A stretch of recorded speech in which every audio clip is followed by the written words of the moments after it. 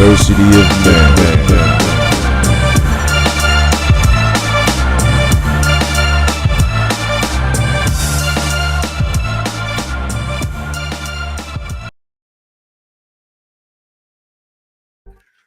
Ladies and gentlemen, boys and girls, my name is Ivery Lewis. I got my dude next to me. His name is Mr. Fred Abernathy. Let's get it. It's a great day to what?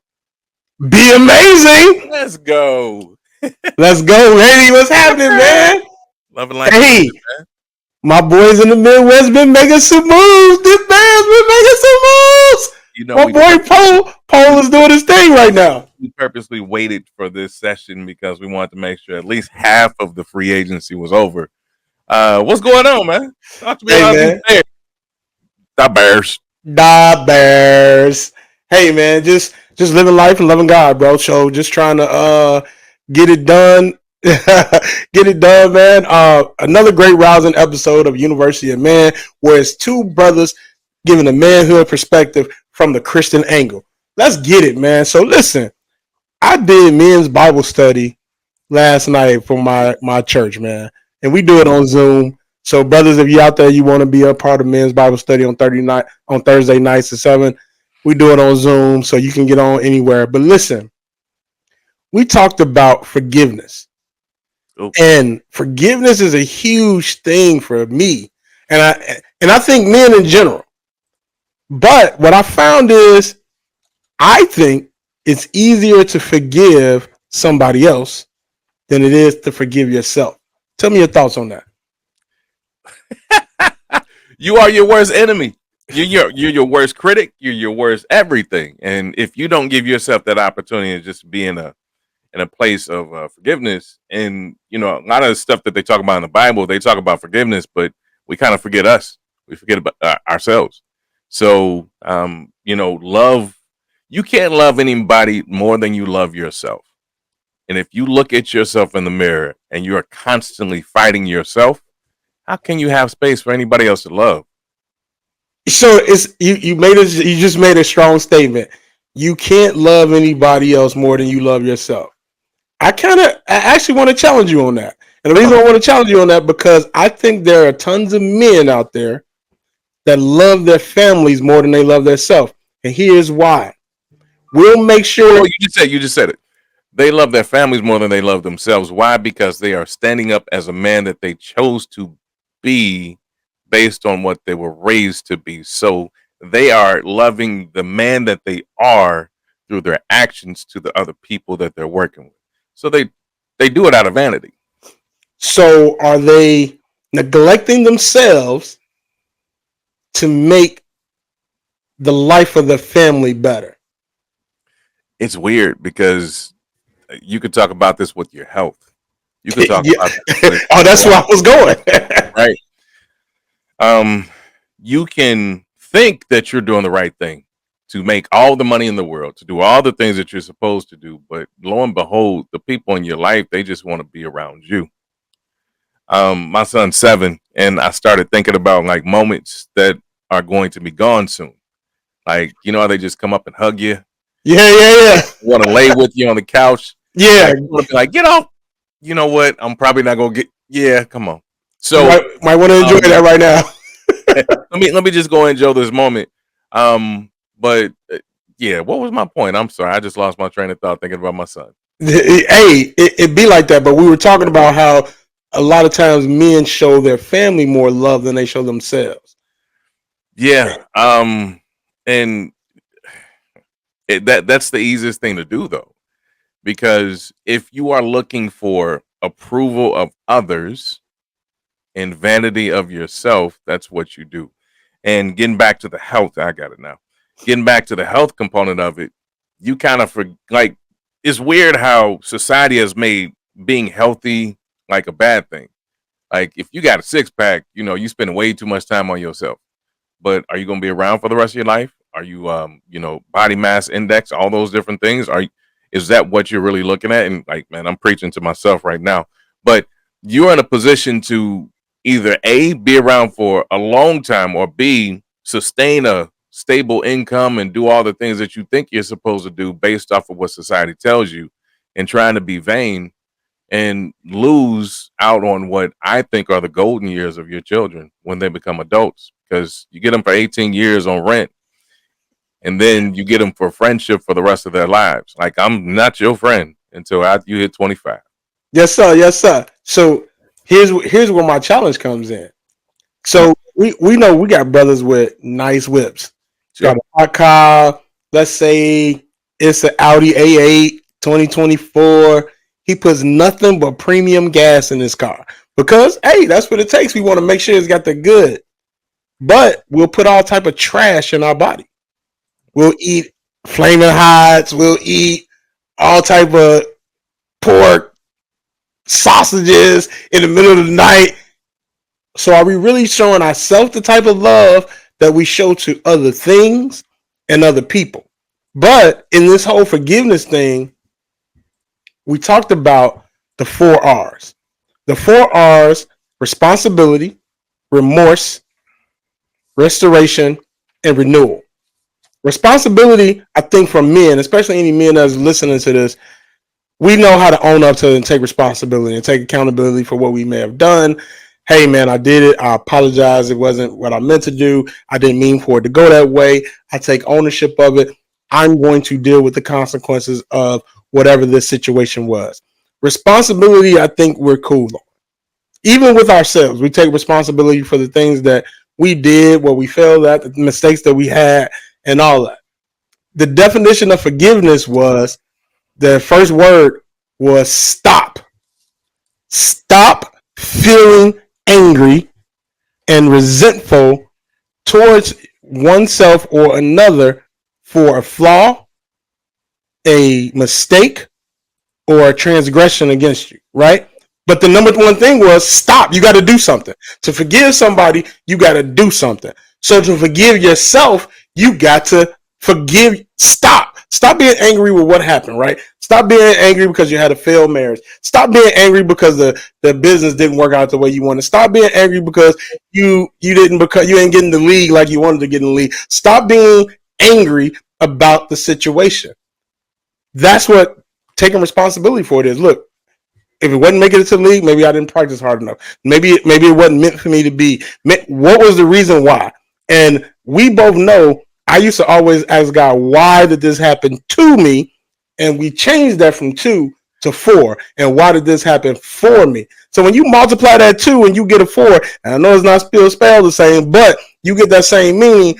What is for me? Why was this for me? What did I learn out of this? We don't take L's as losses. We take L's as learning lessons.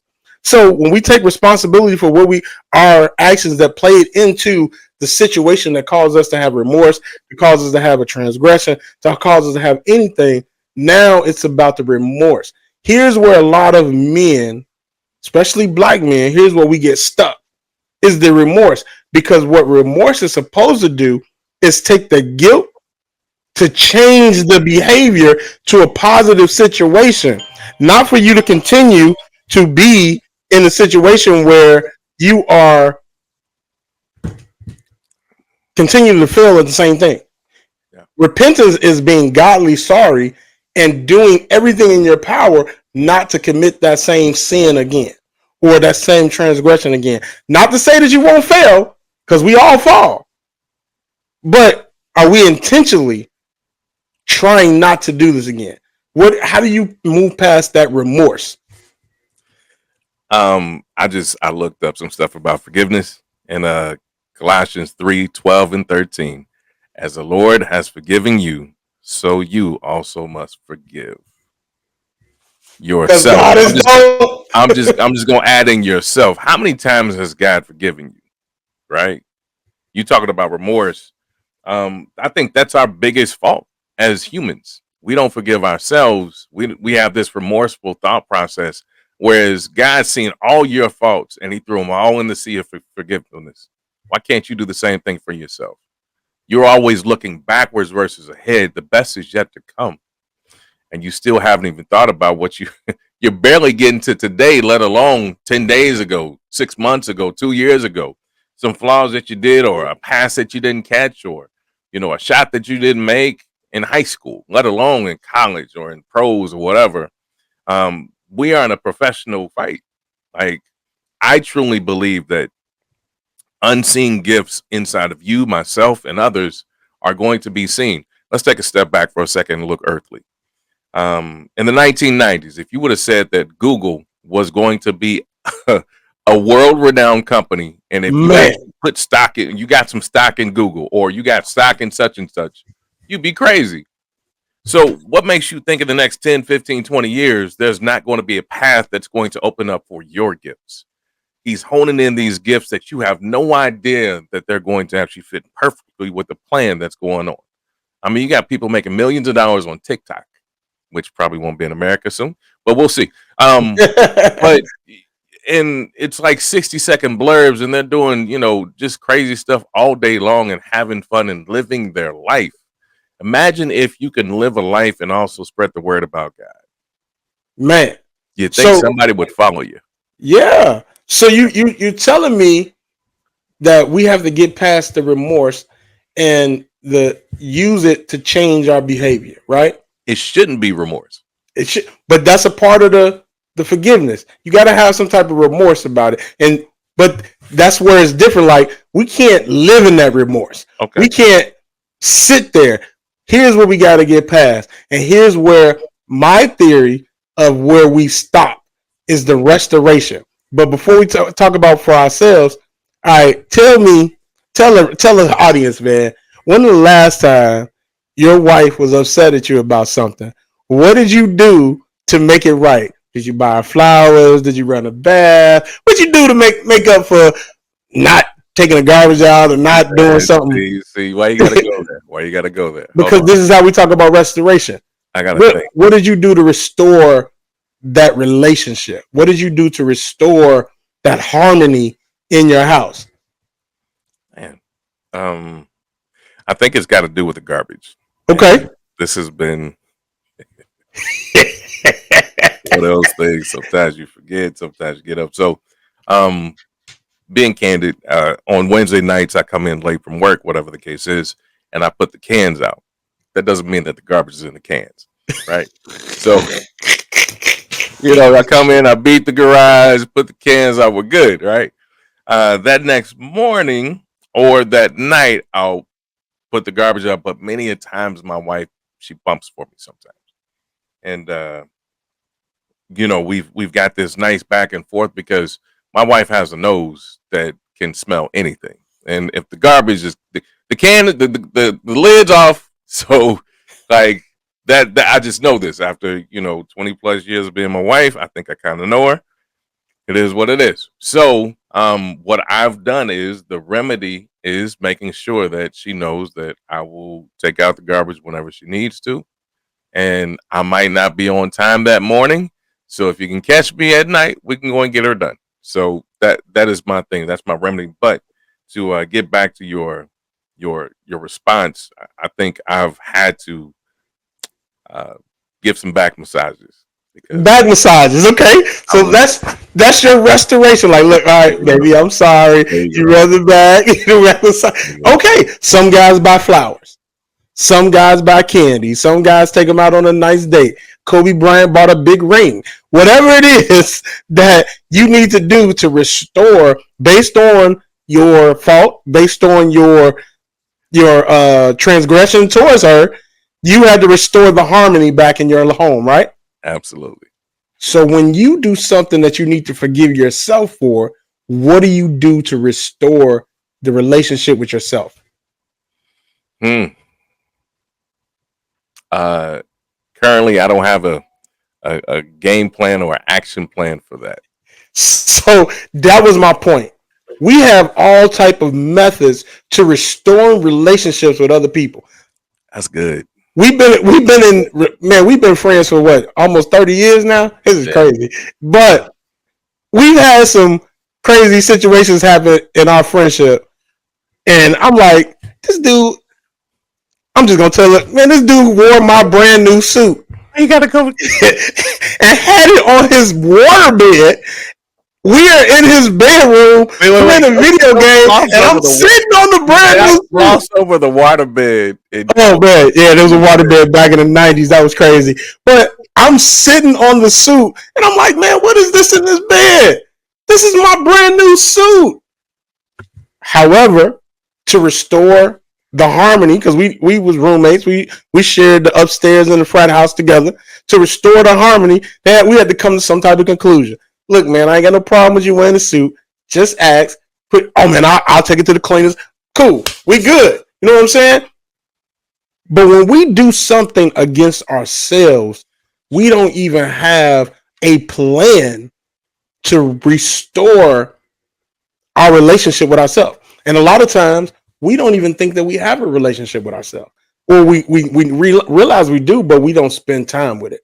So I would look at you and say, Ivory, one thing I know about you, the way you spend time in your relationship with yourself, one is reading your word and praying. That's a relationship with yourself and God. But two, the way you work out and take care of your body. That's a relationship that you have with yourself. Now, as you getting older, you probably fell off a little bit. There used to be a time where like you was in the gym, I'd be like, man, this dude is crazy. And you talking about you want to come work out with me? Absolutely not. I don't want to do any of that. But that's part of your relationship. So some guys don't even realize that they're restoring their relationship when they get frustrated at themselves. They go to the gym and we got to work out that frustration. That's how you restoring. Okay, you know what? I missed the shot, or I didn't make the tackle, or I didn't get that deal done. Let me get rid of this stress. Let me restore myself back to the relationship so I can get that harmony. That's good. That's good. My therapist, man, Jay Barnett at the time, he's a ex NFL player. And getting with therapy, I like it. Yeah, you got to do a little therapy, baby. Jay Barnett, man, good brother. He wrote a book called Just Heal, Bro. And he's an ex-football player. He played for the worst team in the league, though, the Green Bay Packers. I can't stand them because I'm a Bears fan. But anyway, we were talking, man, and this man hit me with something, and I was just like, what? He said, listen, after I talked about everything that I was doing for my family, for my wife, for the church, for the community, the high school, he's like, Ren, bro, that's great. You're a good bro. You do a lot for a lot of people. Yeah. And he said, but right now you're operating at 50%. But you're trying to give all these other people 50% of you. He said, man, you have to take time to recharge yourself and get yourself back to 100%. Because then if you give your people 40% of you, you're giving them way much more than what you were giving them before. And I was 40% that is that much more powerful than your 50. Than my 50 when I was only operating at 50%. So I'm like, well, what do you mean by recharge myself? He said, really, really think about this. And I think I know what your answer is going to be. But in the past 10 years, other than food and clothes, what have you bought just for yourself that was not an essential item, that was not like for grooming, for living, but something that just made you happy in the last 10 years? You already know the answer to this. Well, I mean, that's because you just did it. But before last year, so let's take out last year. Before last year, before you did that, what was the one thing that you bought for yourself? So, I would actually buy clothes. Like for a long time in my we can't use clothes. You got to wear clothes to work. You got to wear clothes. All right. Something that you bought just for your happiness. Got some dope suits. Yeah, we got the dope suits, but we use those in our line of work. Sure. Those help promote certain things that we're looking for, but something that was just strictly for your happiness. You know, I can't answer that question honestly because I don't think that I have had that. And we've had the conversations. I mean, I've stayed in the car for like 14 years because of being in a position where it meant a lot of sense to me to do certain things. So yeah, I really can't really answer that, and I So apologize to the audience. no, That's don't crazy. apologize. But that was a trick question. The reason why I asked you that is because most men that are the leaders of the family, that are the men of the house, that are doing what we feel like we're supposed to do, we always forsake ourselves for the good of the family. Mm. And what Jay told me, he was like, listen, he told me a story. He said, man, I had a client. He was about 50 years old when he came to me. Hard worker, got an addition put on his house for his wife, got her a nice car, sent his kids to college, everything. He was doing everything right as a man should do. He got a heart attack. He passed away. He said at the funeral, everybody cried. They missed him. They brought the best macaroni and cheese, the best greens, best fried chicken, best catfish, and everything to the repast. He said, but 6 months later, there was another dude living in his house that he paid all the money for. Another dude driving a car that he had paid for. Another dude sleeping with his wife that he had spent all that energy on. Another guy helped raising his kids because he was no longer here. And I was like, no, said, my eyes are wide open. I'm good. Like we definitely do what needs to be done to prepare for the future. And yes, in our line of work, we teach people about generational wealth, about transferring wealth to their generations, about doing the right thing for the future, about having an emergency fund, all of that. Sure. But as a man, you work hard, bro. You, and all people I know if your wife don't know where you at, I know where Ivery is at. He's at the office or he's at an appointment. He is working, right? So we put that work in, but what do you do for yourself? So after, and you know what I bought after he told me that, man, I went out and got my bike. Yeah. I got my 3-wheel, my Can-Am Riker, because listen, when I have a hard day, and in Chicago, it's not good weather all the time, but in the summertime, springtime, fall, when I have a hard day at work, I get on that bike, it's me and God. I can go to the lakefront by myself. I can ride as fast as I want, as slow as I want, and it is all about me. And I take that hour, 2 hour time just for me, and I get recharged. And then when I come back and talk to my daughters, it's like, hey, when I have a disappointing day and I'm like, man, I had 5 appointments and I didn't close one, Yeah. I need to get on that bike. You know what I'm saying? Because I need to restore the relationship with myself. I need to get myself that relationship back to that harmony. We are very quick to hit the remorse button with other people and restore the relationship because those relationships in our lives we feel are so important. I am admonishing you, especially for those brothers that are having a hard time forgiving themselves for a past failure, a past mistake, anything that may have happened to you that yesterday or the last 10 years. Learn how to restore the relationship with yourself, right? And then the last R. I was about to say, what's up with renewal, right? That's the last Renewal. one? Renewal is the last R. And in Christ, we are all new creatures. Yeah. Old things have passed away, and behold, all things become new, right? So I sold cars for 17 years, but I sold used cars for CarMax. Listen, it was a big deal. And I used to have people all the time like, oh man, I just bought a used car. Whoa. It's a new car to you. You ain't never had it. It's new to you. So just because something it may not be packaged the way that you thought it would be, Sure. but is given to you, it's new. So you get a new lease on life. You get a new attitude. You can get a new lesson that you learn from what we call failures, but it was more of a lesson. And if you change your mindset about what happened, it can change your reality. What you think? Mindset's everything. I'm a wordsmith for a living. You can make definitions. You can change things. You could change the way that, like, a loss isn't a loss. We learn. A win isn't a win. We just gain more wisdom. Yes, sir.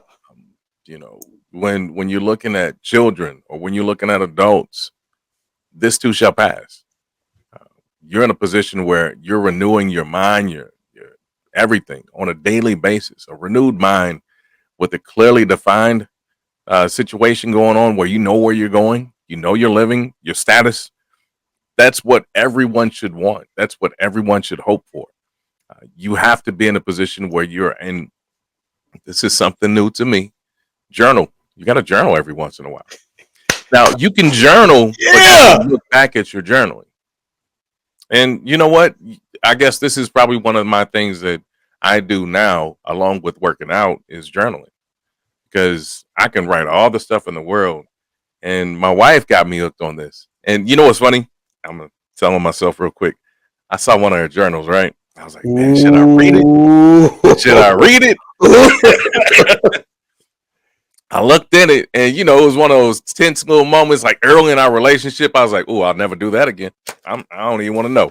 So sometimes you just have to like turn yourself away from other people's journals, but make sure that you turn yourself on to your own journals, whether it be on a computer or whatever it is. Just make sure that you're journaling, you know, reflecting on you, and slow down to speed up.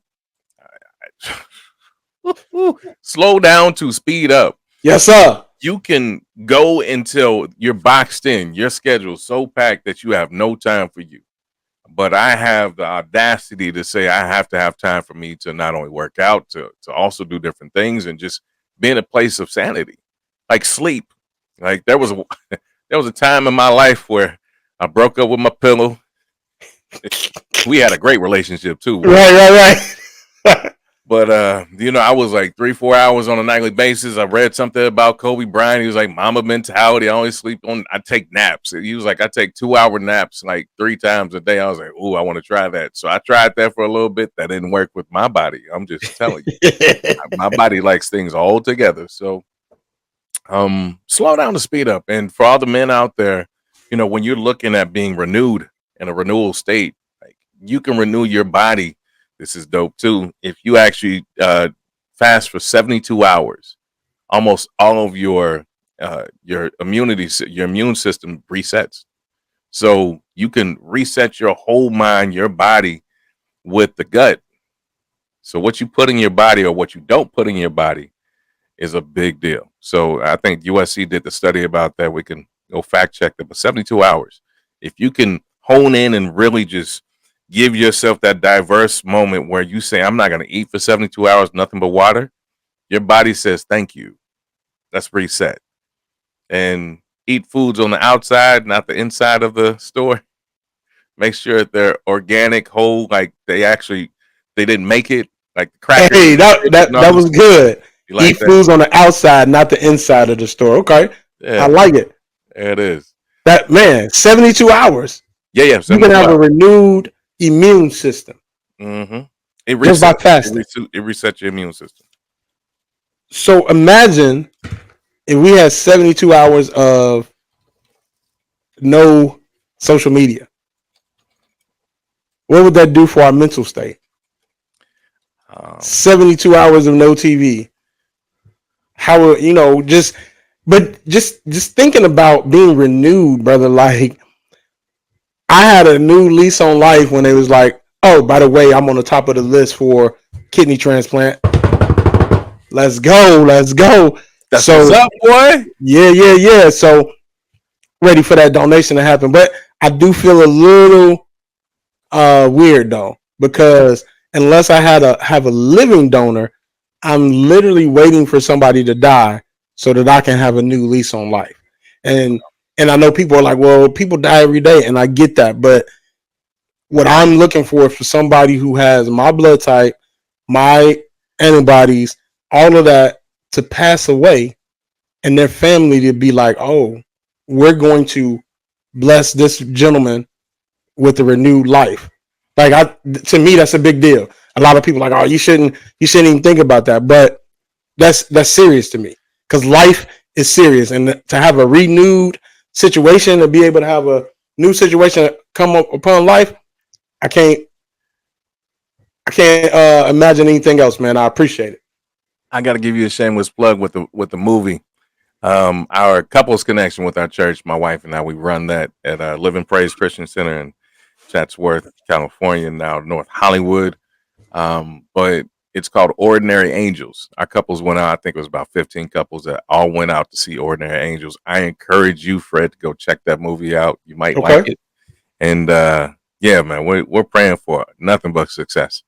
And the movie talks a little bit about some stuff that you talked about too. But man, my last thing before all is said and done, I'm going back to your Bears because you didn't get a chance to go and dive deep into them. Talk to me, man. You feeling real good about yourself, huh? So listen, Got a wide receiver. we got a wide receiver.